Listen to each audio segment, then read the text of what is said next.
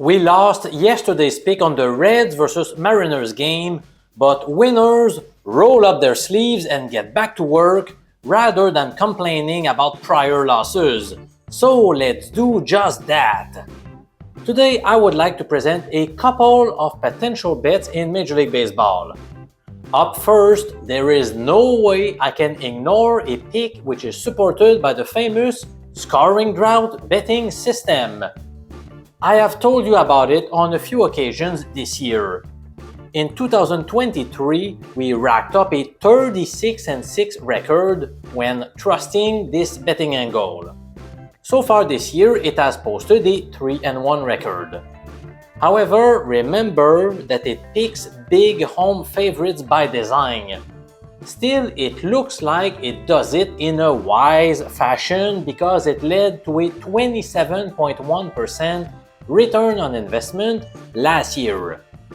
In short, it suggests fading the road team if their money line today is bigger than plus 150 in American format, and if they lost both of their past two matches by scoring a maximum of 2 runs in each of those defeats. The Colorado Rockies fit that description perfectly. Indeed, they are big road underdogs today, and they were beaten in their previous 2 contests by scoring 1 and 0 run respectively. For this reason, pick number 1 for April 16 is the Philadelphia Phillies to get the W over the Rockies. Obviously, the money line is not super enticing at around minus 235 odds or 1.43 in decimal format. You could elect to go with the minus 1.5 run line at odds hovering around minus 110 or 1.91 in decimal. Personally, I would go easy with any of those 2 options, even though the scoring drought system has performed greatly in over recent years. The main reason I'm saying this is because Philadelphia's offense has not been lighting up the scoreboard at all, and that worries me. In fact, they have not scored more than 5 runs in any of the past 12 games. If you're going to bet Philly with the run line and their offense does not wake up, you better pray that their pitchers will be in great shape. Ranger Suarez has been very solid through his first 3 appearances, but he wasn't all that great last year. One of his biggest problems in the past was walking batters at a high rate. He's been able to cut that down this season, but will it last? I have to admit I'm a bit worried. So that's why I can't say I'm overly confident about that betting tip. Still, if forced to bet on that game, I would go with the Phillies, but I would proceed with caution here. After this quick break, let me present a second baseball pick.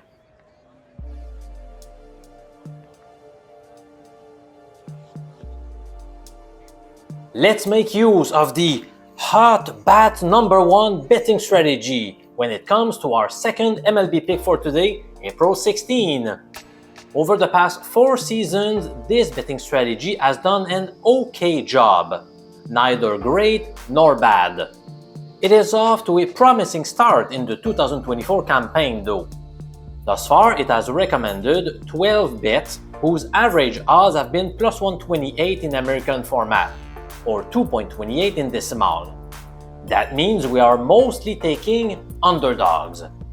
Yet, our win-loss record stands at 8-4, which has yielded a 48% ROI.